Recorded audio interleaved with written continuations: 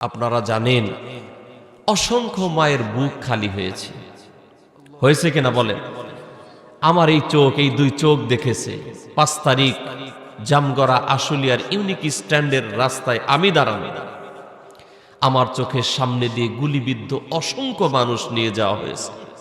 হাসপাতালে যাওয়ার পরে কারো বের হয়েছে লাশ, কেউ হারিয়েছে হাত, কেউ হারিয়েছে পা, কেউ হারিয়েছে চোখ।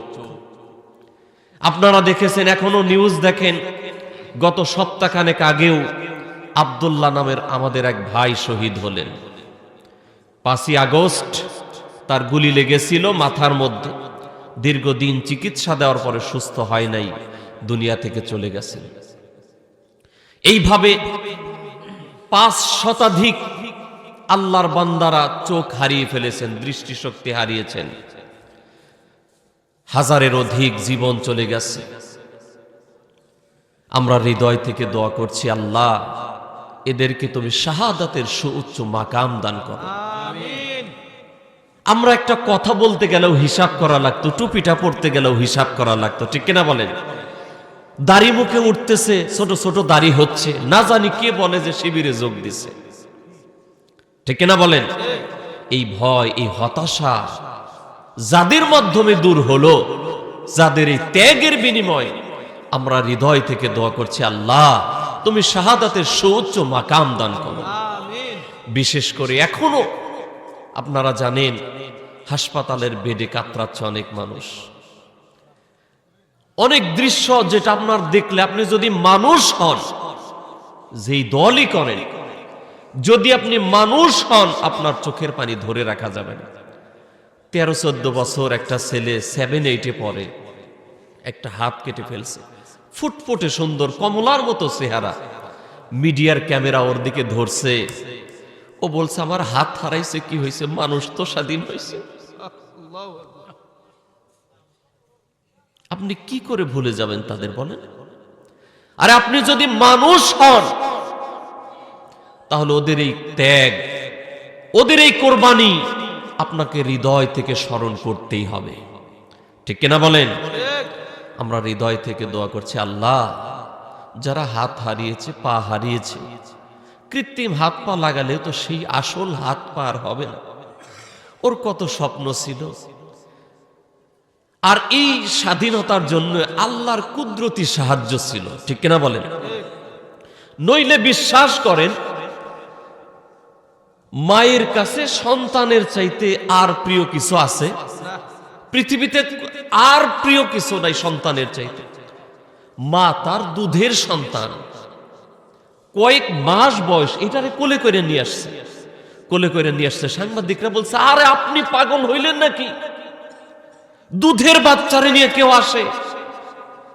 বলছে, ভাই রে, আমার তো আর 8-10 বছরের একটা সন্তানও নাই যে মানুষের মুক্তির জন্য তারে রাস্তায় নামায় দেব, যাতে আমি এই স্বাধীনতার পক্ষে সাক্ষ্য রাখতে পারি। কলিজার সন্তানকে নিয়ে আসছি, যাতে বুলেট এসে আবার কলিজার সন্তান শহীদ হয়ে যায়। এটা আপনাদের অবশ্যই স্বীকার করতে হবে। গত বছরও এই মাহফিলে যে সকল ওলামায়ে কেরাম এসে কথা বলেছেন, তাদেরকে যদিও প্রত্যন্ত অঞ্চল, গাড়ি রেখে আসছি 5 কিলোমিটার দূরে, তারপরে এখানে এসেও কথা বলার জন্য যোগ বিয়োগ করতে হয়েছে যে কোনটা বলবো আর কোনটা বলবো না, কথা বলেন। আর এখন কি আর ওই দিন আছে? আছে? এখন কোন বাপের বেটার সাহস আছে যে হুজুর এইটা বলা যাবে না? সাহস আছে? আরে ভাই, আপনাদের লাগবে না, ওরে ধরে আমিই তো বানবো পিলারের সাথে। এই সাহস তোরে দিছে কে, ঠিক না বলেন। সুতরাং ওই দিন ভুলে যান। আর যারা ওই ফ্যাসিস্টদের সাথে ছিলেন, আল্লাহ ক্ষমাশীল, আমরা তার বান্দা, আমরা ক্ষমা করতে জানি, ক্ষমার দোয়ার খোলা আছে, ঠিক কিনা বলেন। তবে একান্তই যারা চিহ্নিত অপরাধী, যারা অত্যাচার, জুলুম, নির্যাতনের স্টিম রোলার চালিয়েছে, অবশ্যই তাদেরকে বিচারের কাঠগড়ায় দাঁড়াতেই হবে। কথা বললেন না? আমি খুব লম্বা চড়া কথা বলবো না, খুব অল্প সময়ের মধ্যেই যদি কিছু কথা বলি, আপনারা কি শুনতে রাজি আছেন? বন্ধুগণ খেয়াল করেন, মা বোনেরা খেয়াল করেন, বর্তমান সময় সামাজিক অবক্ষয়ের অন্যতম কারণ হলো অ্যান্ড্রয়েড সেট। এই যে বড় মোবাইল, ঠিক কিনা বলেন? এই মোবাইল গজব হয়ে এসেছে, আর স্টার জলসা জি বাংলা ঘরে ঘরে সর্বনাশ ঢুকাই দিছে। এগুলা থেকে আমরা আদর্শ নেই, না না, এগুলা থেকে নেওয়া যাবে না। আমরা আমাদের মায়েরা বোনেরা আদর্শ নিবে হযরত খাদিজাতুল কুবরা রাদিয়াল্লাহু আনহা থেকে, ঠিক কিনা বলেন? ভালো করে খেয়াল করেন, বিশ্বনবী যখন খাদিজাতুল কুবরা রাদিয়াল্লাহু আনহাকে বিয়ে করেন, ওই সময় নবীজির বয়স ছিল জানো কত? কথা বলেন। 25। কত বলেন? 25। খাদিজাতুল কুবরা রাদিয়াল্লাহু আনহার বয়স ছিল 40। কত বলেন? বলেন। বিশ্বনবীর বয়স 25, আম্মাজান খাদিজার বয়স 40। বিশ্বনবীর উপর যখন কোরআন নাজিল হয়, ওই সময় বিশ্বনবীর বয়স হলো 40। কত? 25 থেকে 40 যাইতে কত লাগে? 15। আম্মাজান খাদিজার বয়স তখন 40 থেকে 15 বেড়ে হলো 55। কত বছর? এই যে 55 বছর আম্মাজান খাদিজার বয়স, বিশ্বনবী গারে হেরায় ধ্যানমগ্ন। এই সময় হযরত জিবরিল আলাইহিস সালাম আসলেন। আসার পরে নবীজিকে সালাম দেওয়ার পরে বললেন, আল্লাহর পয়গম্বর, আপনার স্ত্রী খাদিজা আসতেছে, তাকে জানিয়ে দিবেন আল্লাহ তাকে সালাম জানিয়েছে। মা বোনেরা ভালো করে খেয়াল করেন, জিবরিল আলাইহিস সালাম বললেন, ইয়া রাসূলুল্লাহ, ইয়া হাবিবাল্লাহ, আপনি খাদিজাতুল কুবরা রাদিয়াল্লাহু আনহাকে বলবেন আল্লাহ তাকে সালাম জানিয়েছে। বাচ্চামারা নতুন পাড়াবাসী, এটা যখন আমি স্টাডি করেছি ওইভাবে হৃদয়ে বুঝে আসে নাই, কিন্তু আল্লাহ যেদিন গারে হেরায় যাওয়ার সুযোগ দিয়েছেন, সেদিন ওই গারে হেরায় এই পাহাড়ে আমি উঠেছি আর হিসাব করেছি। আমি তো যুবক মানুষ, মাত্র কয়েক বছর বয়স, তাগড়া জওয়ান। আমি উঠতে গিয়া পানির বোতল নিয়েছি। আগেই সবাই বলেছে এখানে উঠতে গেলে অনেক কষ্ট হয়, এই জন্য পানি কিনে নিয়েছি। তারপরেও এখন উঠার জন্য যারা গিয়েছেন তারা জানেন, এই পাহাড়টাকে কেটে কেটে সিঁড়ির মতো বানিয়ে দেওয়া হয়েছে।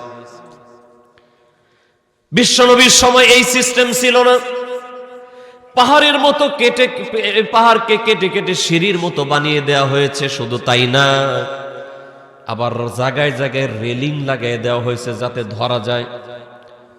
আমার বন্ধুগণ খেয়াল করেন, এটা দিয়ে একটু পর পর উঠেই বসেছি আর পানি খেয়েছি।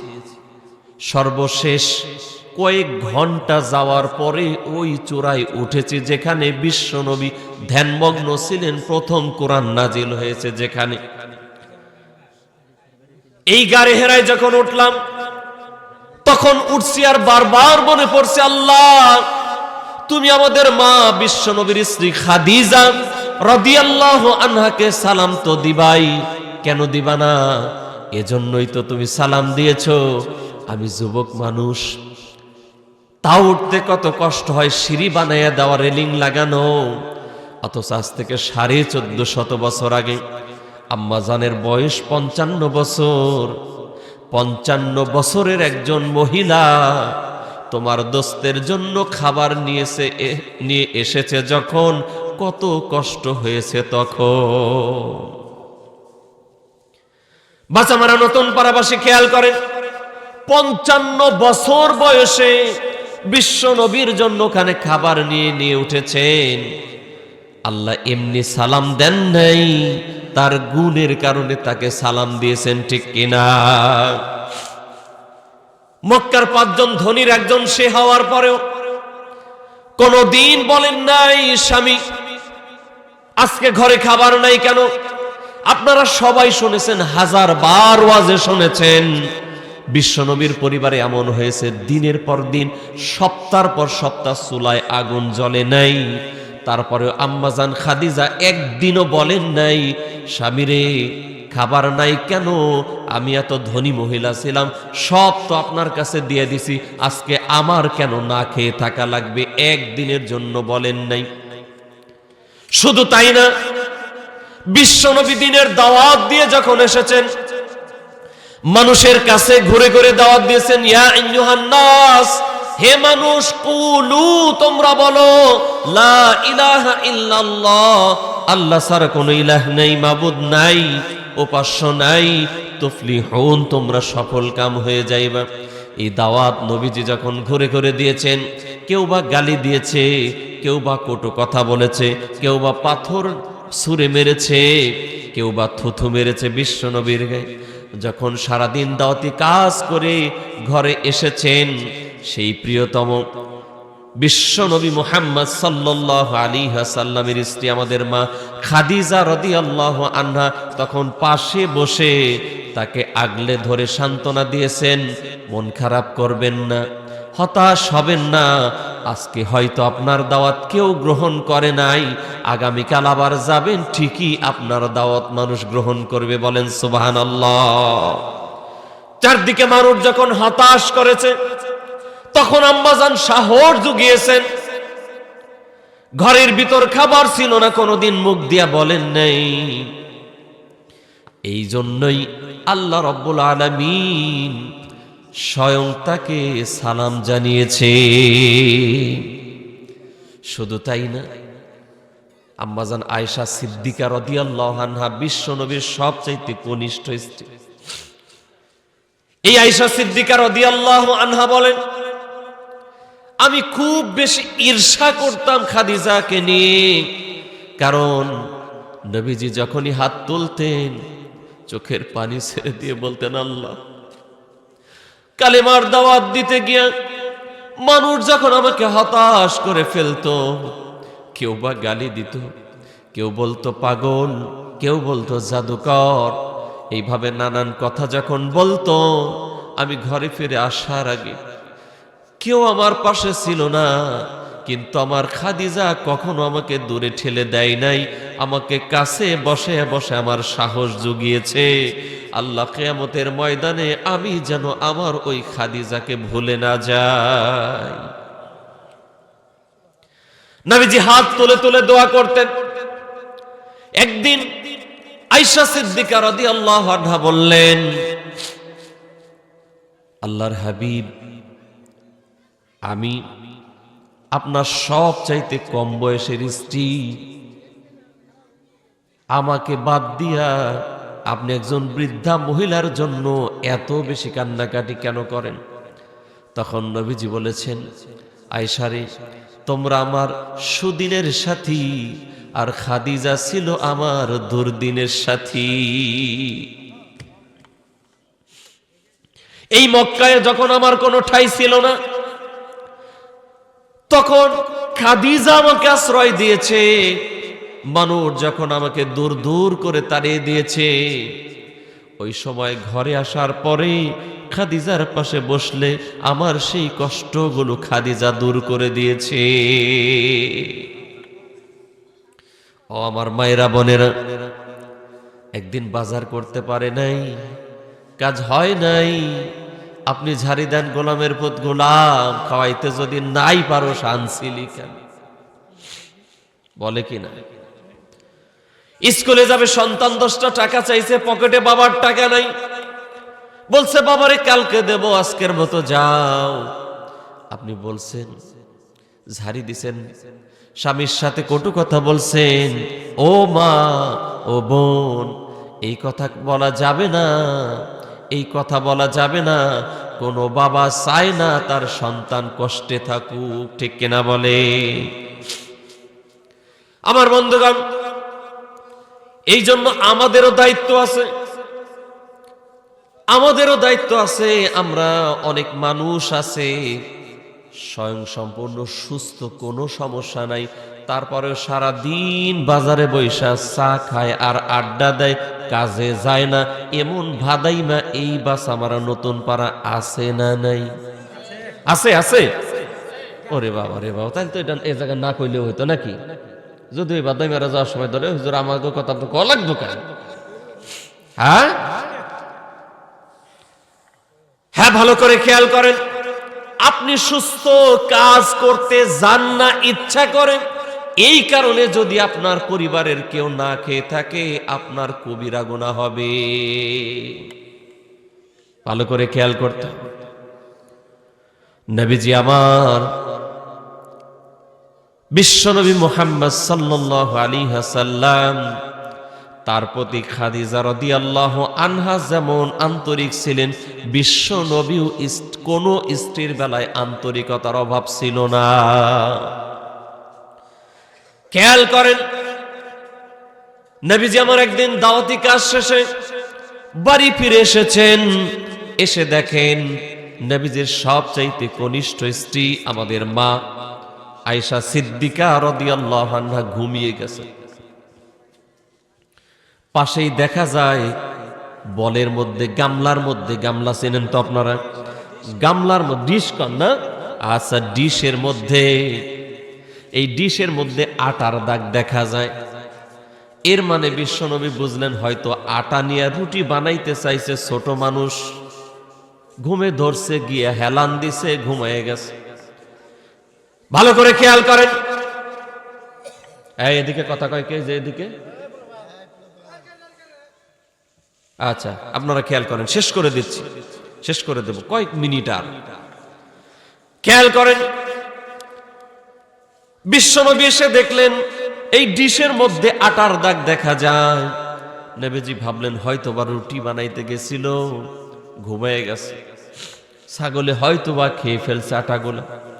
নবীজি আমার নিজ হাতে ওই ডিশটা নিলেন, আবার সুন্দর করে ধুইলেন, ধোয়ার পরে ওটার ভিতর আটা নিলেন, নিজে খামির করলেন, নিজে ওটাকে রুটি বানাইলেন, চুলায় সেকা দিলেন, ঘরের ভিতর তরকারি ছিল ওটা আনলেন, চুলায় গরম দেওয়ার পরে সুন্দর করে বিছানায় নিয়ে আপনার পরিবেশন করলেন। সুন্দর করে পরিবেশন করার পরে আস্তে করে মাথার ভিতরে হাত দিলেন। আয়েশা, ঘুমিয়ে পড়েছ নাকি?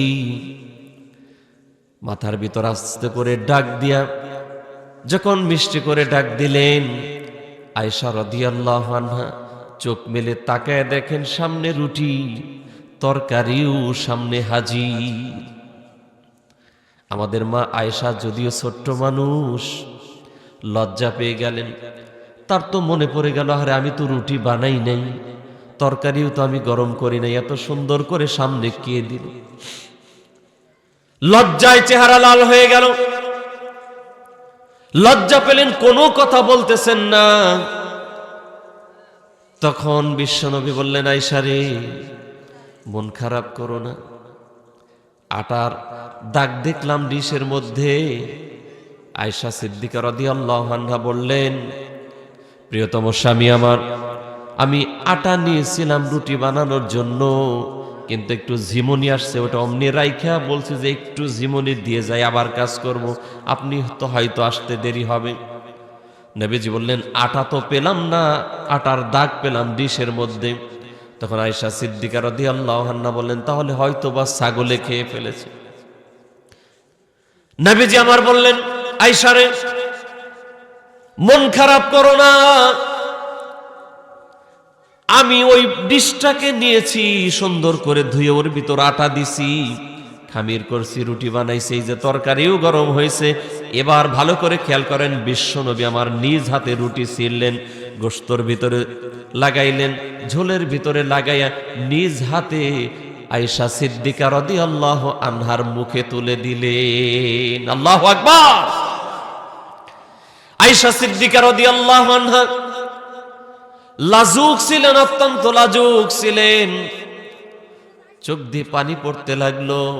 আহারে, সারাদিন এত কষ্ট করেছে আমার স্বামী, দুজাহানের সরদার নবিয়ুর রহমান, এত কষ্ট করে আসার পরেও আমাকে ডাক দিয়া ওঠায় নাই, নিজ হাতে এত সুন্দর করে তৈরি করে আবার আমার মুখে তুলে দিয়েছে।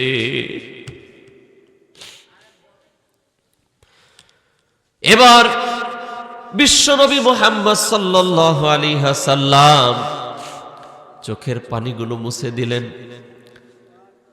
আগলে ধরলেন, বললেন আয়েশারে মন খারাপ করো না, আমি না তোমার স্বামী, আমি না তোমার স্বামী, আমি না তোমার স্বামী। আল্লাহু আকবার। আর আমাদের চরিত্র কি? বাজার থেকে আসছে, একটু কাজ করে আসছি, খাতে তরকারি এখনো চল, এই গোলামের বেটি কিরে করসটা কি সারাদিন, কামটা কি তোর? ঠিক না, ঠিক না? এটা রাসূলুল্লাহর আদর্শ না, আদর্শ না,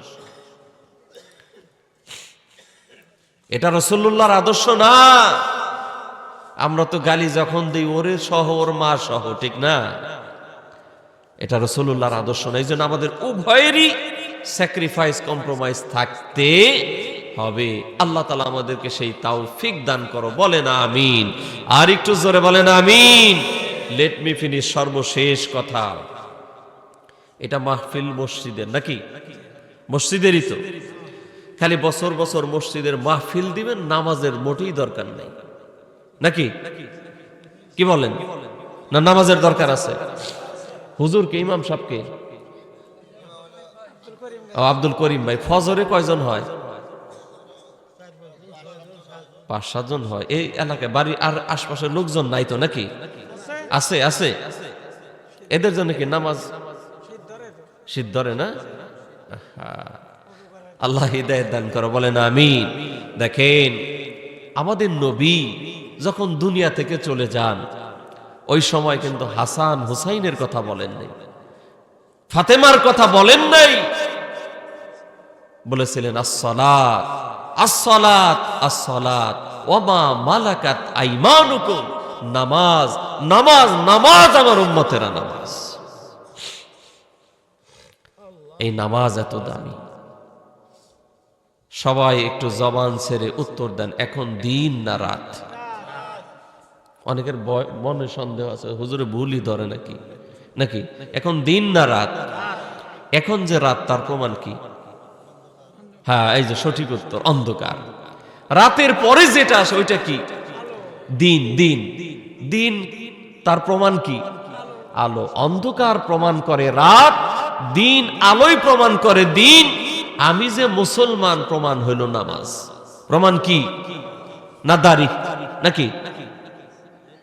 জি না, এটা হিন্দুরাও আছে, তবে ওর রাখা আর আমার রাখা আকাশ আর জমিনের ব্যবধান। ওইটা আছে। টুপি এটাও না, বড় জুব্বা এটাও না। দেখেন রবীন্দ্রনাথের দাড়ি ছিল না? ছিল না? হ্যাঁ, আমার মতো হুজুরের চেয়ে বড় না? আমার মতো হুজুরের 10 জনের দাড়ি এক জায়গায় নিয়ে জোড়া লাগাইলেও রবীন্দ্রনাথের সমান হবে না, ঠিক কিনা বলেন?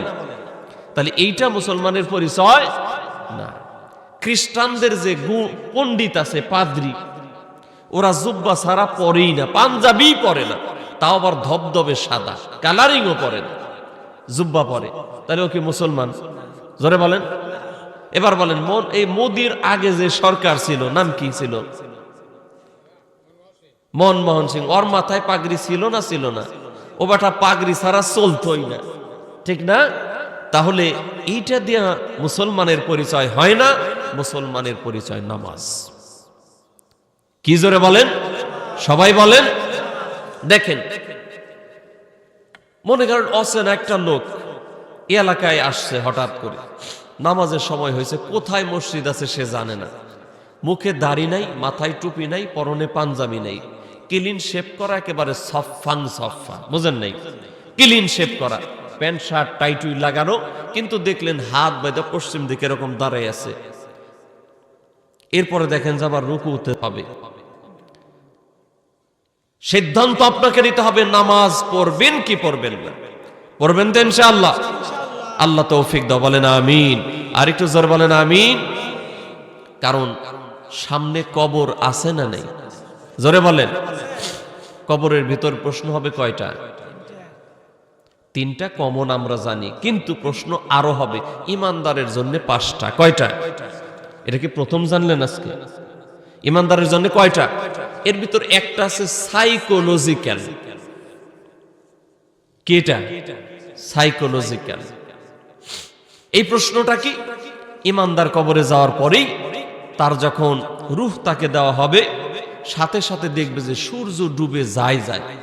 এদিকে মুনকার নাকির প্রশ্ন করবে, তারা কথা বলতে বলবে, আরে ভাই সরেন তো, আমার নামাজের ওয়াক্ত চলে যায়, আসর কাজা হইল, সরো তাড়াতাড়ি, আমার নামাজ পড়া লাগবে। কবরে কি নামাজ পড়ার জায়গা? নামাজ পড়ার জায়গা কোথায়? দুনিয়া। কিন্তু আল্লাহ তাকে পরীক্ষা করছেন যে দেখি তার ব্যস্ততাটা কি। দুনিয়ায় তো আজান হইলে কখন নামাজ পড়বো, খালি মসজিদের দিকে। কি নামাজীদের মন মসজিদে ছুটে থাকে না? তার তখন ওই পেরেশানি থাকবে, আর আমার নামাজ আগে, তারপর তুমি শরত। আল্লাহ বলবেন পাস, আমার বান্দা পাস। এই প্রশ্নে যারা পারবে তাদের বাকি সব প্রশ্নগুলো সহজ করে দিবেন যিনি, বলেন তো তিনি কে? আল্লাহ রাসূল বলেছেন কিয়ামতের ময়দানেও প্রথম হিসাব হবে নামাজের। কিসের? ইয়াউমা ইউহাসাবু বিহিল আবদু ইয়াউমাল কিয়ামাতিস সালাহ। কিয়ামতের মাঠে প্রথম হিসাব হবে নামাজের। নামাজ ঠিক, সব ঠিক। নামাজ নাই, কিচ্ছু নাই। এই জন্য প্রিয় বাবাজিরা, প্রিয় যুবক ভাইয়েরা, প্রিয় মায়েরা, বোনেরা, নামাজ, নামাজ, নামাজের বিকল্প নেই। আল্লাহ তাআলা আমাদের সকলকে নামাজি বান্দা হিসেবে কবুল করেন, বলেন আমিন। আর একটু জোরে বলেন আমিন। কবরে যাবে কি? নামাজ, এই আমল, এগুলাই যাবে। স্বামীর সাথে স্ত্রী যাবে না, স্ত্রীর সাথে স্বামীও যাবে না। যেই সন্তানের জন্য নামাজ ত্যাগ করছি তাদের কাজের জন্য, সেও যাবে না, যেতে হবে একা। কয়জন? জোরে বলেন, একা।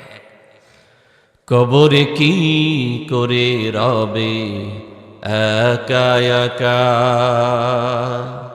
এই লাইনটা শুধু আমার সাথে বলা যাবে? বলেন, কবরে কি করে রবে একা একা? কবরে কি? অন্ধকারে বাতি নাই, বন্ধ ঘরে সাথী নাই। অন্ধকারে বাতি নাই, বন্ধ ঘরে সাথী নাই। তোমার প্রিয় তোমারে দেবে না দেখা। কবরে কি করে রবে একা একা? কবরে কি করে রবে একা একা? বালিশ নাই, মশারি নাই, কেমন করে ঘুমাবে ভাই? নাই এয়ার কন্ডিশনের ঠাই, নাই হিটার পাখা। কথা ঠিক কিনা? বালিশ নাই, মশারি নাই, কেমন করে ঘুমাবে ভাই? নাই এয়ার কন্ডিশনের ঠাই, নাই হিটার পাখা। নির্জন নিজলানি ঝুমে, শীত গরমে একই রুমে, থাকতে হবে টানা ঘুমে, বিধাতার লেখা। কবরে কি করে রবে একা একা? ভাবো মন, কবরে কি করে রবে একা একা? আল্লাহ আমল করার এবং বোঝার তৌফিক দাও, বলেন আমিন।